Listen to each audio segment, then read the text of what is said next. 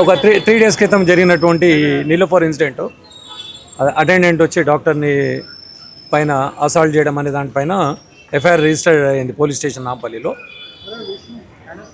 And that accused whoever, ఇంకా ఒకరు అనేది వీళ్ళ కంప్లైంట్లో ఉన్నారు. ఇంకా వాళ్ళ ఇంకేమైనా ఉంటే అందరిపైన చట్టపరమైన చర్య తీసుకోవడం జరుగుతుంది.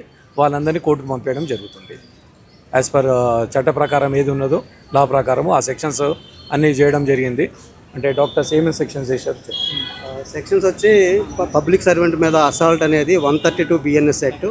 అట్లాగే ఇది హాస్పిటల్ ప్రెమిసెస్లో అయింది కాబట్టి the Medicare persons and Medicare institutions, service institutions, prevention of violence and damage to property act 2008 అనే సెక్షన్స్ కూడా వేయడం జరిగింది. దీంట్లో అబ్యూజివ్ కూడా ఉంది కాబట్టి థ్రెటనింగ్, అవి క్రిమినల్ ఇంటిమిడేషన్ కూడా యాడ్ చేయడం జరిగింది. కంప్లైంట్ ఇచ్చిన 24 గంటల వరకు కూడా ఎఫ్ఐఆర్ నమోదు చేయలేదని చెప్పేసి డాక్టర్లు మాట్లాడింది. లేదు, వెర్బల్ కంప్లైంట్ మాకు ఇచ్చారు. రిటర్న్ కంప్లైంట్ ఓన్లీ మండే మేము రిసీవ్ చేసుకున్నాము. రిటర్న్ కంప్లైంట్ మీదనే ఎఫ్ఐఆర్ రిసీవ్ చేసినాం.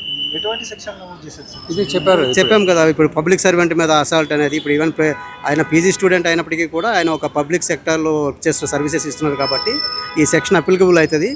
Assault and public servant and medical care ఇన్స్టిట్యూషన్లో జరిగింది కాబట్టి ఆ సెక్షన్స్ కూడా వేయటం జరిగింది. సార్, ఇలాంటివి ఫర్దర్గా అవ్వకుండా ఏమైనా కొత్తగా ఏమైనా సెక్షన్స్ తీసుకొచ్చే అవకాశం ఏమైనా, లేకపోతే వాళ్ళ పైన ఇప్పుడు అంటే సీరియస్ యాక్షన్ తీసుకుంటే నెక్స్ట్ అవ్వకుండా ఉంటాయి కదా? ఇప్పుడు ఈ మెడికల్ ఎస్టాబ్లిష్మెంట్స్ మీద అటాక్స్ అనే దాని గురించి ఆల్రెడీ 2008లోనే ఈ సెక్షన్ తీసుకురావడం జరిగింది. ఆ తర్వాత మన తెలంగాణ ఫార్మేషన్ అనేది తెలంగాణ మెడికేర్ సెక్షన్ కింద అది మనం తీసుకుంటున్నాము. దాన్ని సకాలంలో స్పందించలేదు పోలీసులు, కాస్త ఆలస్యం చేసిన వాళ్ళు ఆరోపిస్తారు. లేదు, ఫస్ట్ వెర్బల్ కంప్లైంట్ రిసీవ్ చేసుకోవడం జరిగింది. తర్వాత రిటర్న్ కంప్లైంట్ తీసుకుని దాని మీద యాక్షన్ తీసుకున్నాం.